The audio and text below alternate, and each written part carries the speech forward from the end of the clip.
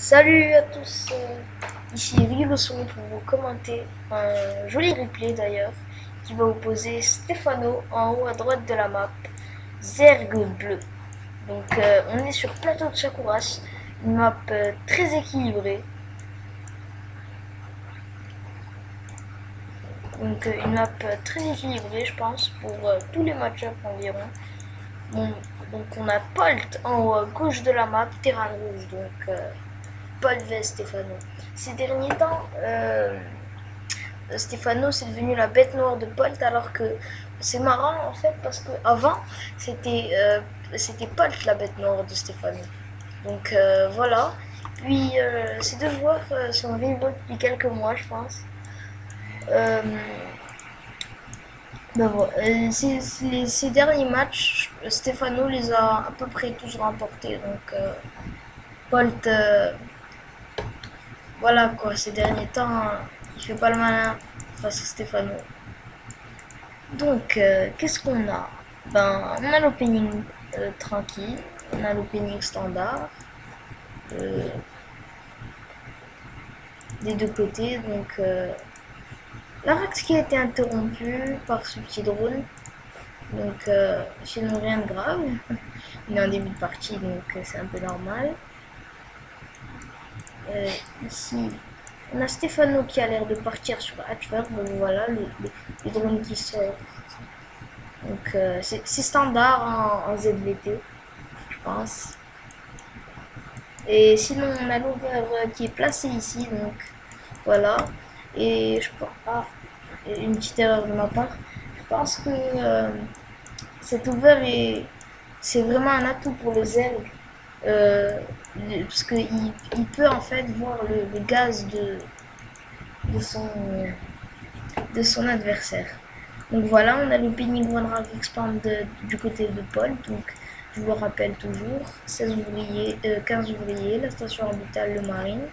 Donc on continue à prendre des marines en continu, je pense 4 ou 5, et le bunker, plus le CC. Donc le CC, voilà. Certains terrains le posent en fait dans leur B1, il y en a qui le posent dans leur B2. Enfin voilà. Donc, Stefano qui prend un gaz, ça c'est intéressant. Donc, Stefano qui passe sur Add First, puis il a posé la poule et le gaz. Donc, tiens, Polt là qui part sur deux gaz. Ça c'est marrant ça. Hein, on verra bien ce qu'il va nous faire. Donc, tiens, Bunker Rush. Donc, Bunker Rush de la part de Polt. On a les ouvriers qui sortent, 4 ouvriers qui sortent. Donc, le marine qui arrive. Donc, le SCV qui va se rechoper là. Ouh, DHP, DHP, DHP. Le bunker qui est pas fini, le SCV qui s'échappe. Donc, on a un marine. Donc, et ben, le Bunker Rush qui est repoussé. Ben, ça va repartir tranquille. Polt qui aura perdu quand même pas mal.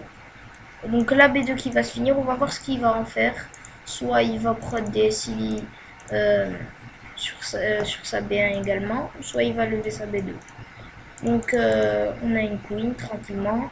Ah, ça va partir sur réacteur à Lyon du côté Paul. Donc le principe c'est d'avoir un réacteur en fait rapidement grâce à la baraque. Puis de pop des élions rapidement qui sont très efficaces en fait. Le but en fait du terrain lorsqu'il fait réacteur ion, c'est de se faufiler derrière les drones en fait et d'en cramer 10, 5. Voilà donc. Et souvent les terrains sacrifient leurs ions et foncent en focus les drones. Et bon, donc on a une phase B3 du côté de Paul, donc un build très connu en fait. Donc le réacteur Hélion plus une B3 rapide. Du côté Stéphane, on a le Speedlink, toujours un gaz. On a le Speedlink lancé qui va bientôt se finir. Donc tranquille. Un deuxième gaz qui est pris, ça c'est intéressant quand même. Hein. Donc,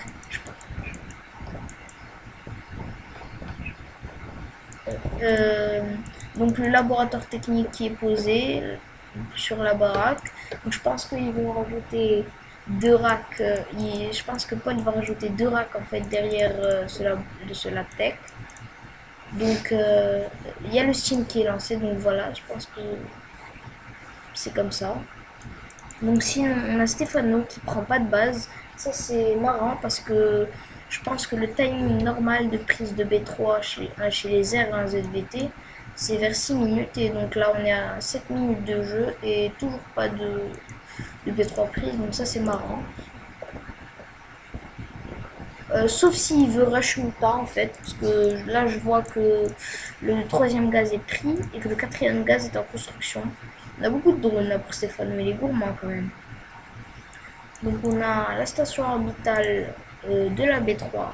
Donc c'est marrant parce que en fait ce BO il permet de pas trop dévoiler comparé macro en laissant la B3 en fait dans la B1 et on mule et on fait des ouvriers. Donc, ce qui permet de saturer un peu la B2 qui est en retard niveau ouvrier par rapport à la B1. Donc, on va faire un point récolteur en fait. On est à 35 contre 57, donc une très très belle avance de la part de Stefano. Mais bon, c'est normal parce que c'est un Zerg, donc c'est classique ça. Donc le 1-1 qui est lancé. Par contre, 2 baraques au lieu de 3, ça m'intrigue, mais bon. Donc on a l'aspire, hein, c'est par Stefano, c'est ce que je disais. Tiens, une macro hatch, donc ça va lui permettre de prod. Toujours pas de B3, ça c'est vraiment intéressant en fait. Toujours pas de B3, une macro hatch. Donc sinon, on a le plus 1 d'armure lancé. Et on va faire des bendings, on dirait. Donc le steam qui va se finir, le mode siège et puis les tanks qui vont commencer à pop. La B3 toujours pas posée, en quelque sorte. Donc les 2 gaz qui vont être pris par Paul, donc ça aussi c'est intéressant. Sinon les Hélions en fait ils empêchent de Stefano de prendre B3. Ça c'est une bonne technique en fait. En fait les Hélions ils servent à mettre la pression, en fait à prendre les maps contrôle, à empêcher quelques unités à sortir discrètement et à empêcher en fait le creep de se répandre. Donc sinon voilà, attention on aura peut-être un joli circle, les ions qui essaient de s'enfuir, les Benning qui vont prendre de droite, les Benning. Wow, wow, wow, c'est joli. Oh là là, mais quel beau move de la part de Stefano qui a pris en fait Paul en sandwich, mais ah c'était trop joli. Donc voilà, on a 7 mutants en préparation, l'armurerie qui va se construire. On a beaucoup de baraques en fait pour Paul, parce que 2 baraques jusqu'à 8 minutes de jeu, voilà quoi. Hein. Donc voilà, donc la B3 qui va être posée. Donc du côté Stefano, on n'a toujours pas de B3. Non mais c'est marrant. Ah, il va la poser. Mais double. Ah, B3, B4 en même temps, à 11 minutes. Ça peut être intéressant. La vérité. Donc les mutas qui sont partis. On a le 2-2 pour lancer pour Polt. Hein. La barre de production de Polt, elle est grande quand même. Hein. Donc bah voilà. On a les mutas qui vont commencer à faire du dégât. Les SCV qui prennent cher. Là, on n'a plus beaucoup d'SCV. On a combien de SCV tués? On a 6 ouvriers, 7 ouvriers perdus. Donc, tués 8 ouvriers. Donc, voilà quoi. Un bon nombre. Et bon, c'est pas comme s'il avait fait du gros dégât. En attendant, on est en train de push sur la B3 de Paul. Donc, ce tank qui fait du dégât par en haut. Donc, voilà, la B3 qui va pouvoir être défendue en fait grâce au tank. Donc, ce tank qui doit être avancé. Très belle micro-gestion de Paul. Bon, en même temps, Stefano qui se débrouille pas mal aussi. Bon, ces marines, je ne comprends pas pourquoi ils sont toujours dans la B1. Ils servent à rien. Ils ne bougent pas. Attention, donc les mutas qui cherchent pas à sniper le tank. Donc, très belle défense quand même de Polt. Et le tank qui a quand même tué 24 unités. Très belle défense de Polt en fait. Parce qu'il a réussi à faire du kill en fait avec le tank. Mais je comprends toujours pas pourquoi il a laissé ses marines. Ah, peut-être pour défendre les mutas qui allaient venir. Ouais, mais du moment que les mutas étaient là-bas, fallait peut-être les ramener. Ramener la moitié. Donc les mutas qui essayent de pop en fait. On commence à avoir une belle masse de mutas là. Combien 17 mutas quand même. Hein, bah c'est beaucoup. Quand même. Hein. 19 mutas avec les 2 autres qui vont sortir. 16 ouvriers perdus pour Paul. Paul il est mal là. Hein. Il est mal. Stefano qui prend un peu cher, qui perd quelques mutas. Donc niveau récolteur, on a 11 ouvriers de plus pour Stefano. Bon, petite avance, mais bon, c'est classique. Les ergs ont toujours plus d'ouvriers. Les ergs sont connus pour avoir une très bonne macro. Donc, on a l'enfouissement recherché pour Stefano. Le 2-2 qui est fini. Ah ben, Polt, là, il se fait mettre. Non, mais Stefano, là, 16 ouvriers, mais quand même, hein. On a quand même une belle avancée des amélios pour Polt. Polt, bizarrement, qui reste toujours en tête de Pop. Ça c'est marrant. C'est un bon point pour lui. Sinon, on a les mutas qui vont essayer d'attaquer la B2. La B2 de Polt. Bon, il a une défense. Il va voir arriver les mutas vu qu'en ce moment il était en train de construire 3 supplies. On a une tourelle. Donc ça va le faire. Ouais, ça va le faire. Donc on a 200 minerais qui ont été détruits. Donc 2 supplies. Le réacteur qui va être snipé et le réacteur qui est snipé. Donc les mutas hein, qui sont très chiants. Moi je les déteste personnellement. Donc on avait B3 et B4 pour Stefano. Du côté Stefano, on a beaucoup de Zergling et un peu de Benning. Donc on a une compo intéressante. Là on a le plus 2 d'attaque des mutants. Donc c'est standard. Zergling, Benning, Muta, ouais, sauf qu'il y a un peu trop de Zergling par rapport au Benning. Voilà, donc c'est pas l'habitude en fait de Stefano. Stefano, il part plutôt sur Zergling Infestor Ultralisque, mais bon, donc là ça va un peu quand même rester standard.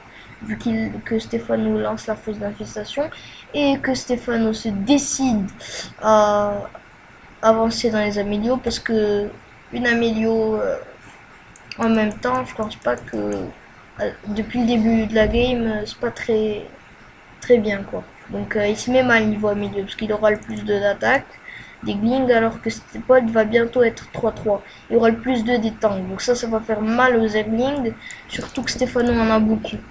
Donc ça va one shot les Zerglings et les Benling. Donc ça va mettre mal Stefano. Les Benling, non, je pense pas. Ah, quoique. Ouais. Les Benling vont se faire one shotter. Donc Paul qui a réussi à faire diversion. Pendant qu'il avait fait diversion, il a fait un très bon placement. Sa diversion lui a fait bénéficier d'un très bon placement. Donc il a bien splitté. Attention. Donc les Zerglings qui viennent par en bas, les mutas qui snipent tous les tanks. Et le push de Paul qui est repoussé. Les Benning qui ont fait des ravages. Mais malgré le split de Paul. Donc Paul qui envoie des renforts. Mais je pense qu'il va se faire reboot là. Il y a trop de mutas là. Il n'y a pas assez de marine. Donc Stefano qui arrive, qui est en train de détruire... tout ce que Paul. Donc Paul qui ramène les marines, mais je pense pas que ça va suffire. Oh, les mutas qui prennent un peu cher là avec la tourelle. Ou les mutas. Les Benning qui vont être morphés. Les Zerglings, les renforts de Stefano, les ripops de Stefano avec ses Zerglings.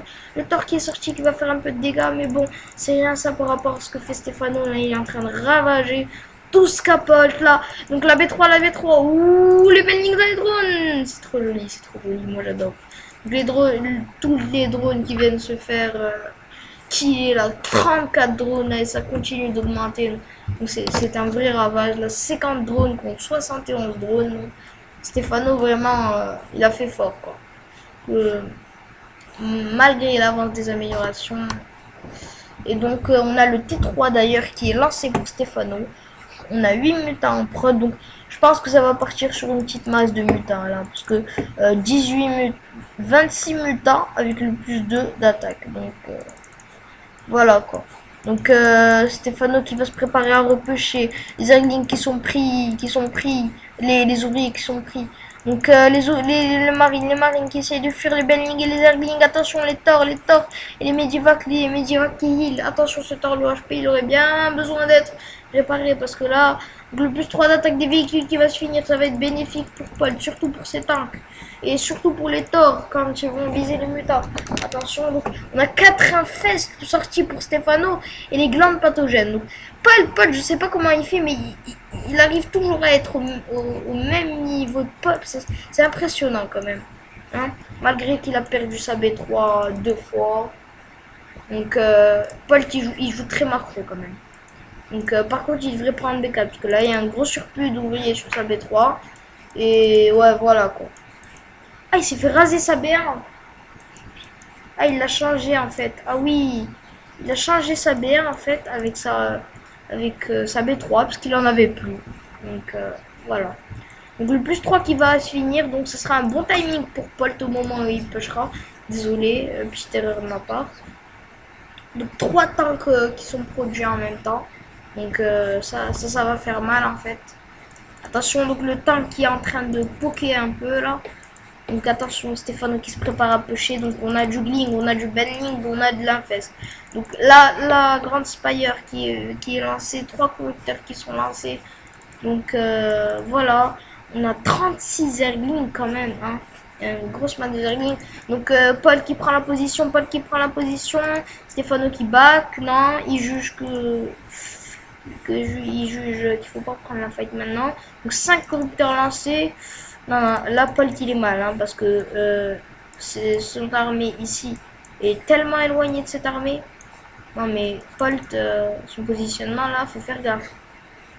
Voilà, il ramène ces 2 tanks. Donc on a le plus 3 d'attaque qui est lancé pour les unités aériennes. Non mais pote là, bouge tes unités, mets-les là. Attention, donc Paul qui tente une petite agression dans la B3, donc les tanks qui sont posés. Stefano qui hésite, il ramène ses mutas. Et non, oui. Donc la B3, attention à la B3. Donc les tanks qui sont très bien positionnés. Là, faudrait faire un petit split là. Il y a de quoi faire un petit split là. Donc la Crypture qui est nettoyée. Stefano qui attend. Donc je sais pas, peut-être qu'il attend les Broodlords parce que sa grande Spire est finie. Ah voilà, donc 5 Broodlords en production, donc quand même. En attendant, il y aura tellement de drones qui vont se faire raser là. Tellement de drones là, on commence par 9. Ah, bonne idée là de la part de Stefano, il a enfoui ses drones, comme ça Paul qui les détruira. Donc on a 9 ouvriers tués par Paul, bon. Attention, Paul qui prend la position. Donc Stefano qui se décide, il envoie les Broodlords. 3 Broodlords qui ont été snipés par les Thors et les marines. Attention les Benny qui font des dégâts sur les marines. Attention les tanks qui ont tout ravagé, qui ont tout massacré. Les Benny sur les tanks, ah, c'est pas bon, ça c'est pas bon. Ouh, les mutas qui prennent cher là contre les marines, là, c'est pas bon là. Hein. C'est comme du Stalker contre du marine. Attention. Ou du tank contre de limo. Attention. Donc Stefano qui prend la position. Il a 4 Broodlords. Donc Paul qui a dessiégé ses tanks. Il va stimer. Paul qui va stimer. Il chope un Broodlord. 2 Broodlords. Donc il essaie de sniper les Broodlords. Attention. Ouh, les affaires qui se font choper. Tous les Broodlords qui sont morts. Oh, ben, je veux pas faire preuve de défaitisme. Mais là, je pense que c'est mort pour Stefano. Hein. Et voilà, c'est le JJ. Congratulations. le même mot en fait quand Stefano perd, le même mot. En fait c'est un peu ce qui remplace son GG le GG qu'il devrait dire. Donc voilà, donc c'était une très belle game. Il y a une très bonne micro. Je pense que Stefano il aurait pas dû laisser ça et tomber sa B3. Il aurait pas dû laisser Paul en fait. Il aurait pas dû laisser Paul prendre cette position parce que vraiment ça a été son deuil quand même. Hein. Alors, cette position avec le tank et tout, et le petit split. Quand même très bon petit push de la part de Paul pour raser en fait tous les drones. Et la B3 de Stefano et la B4. Par contre, jolie petite astuce de Stefano en fait.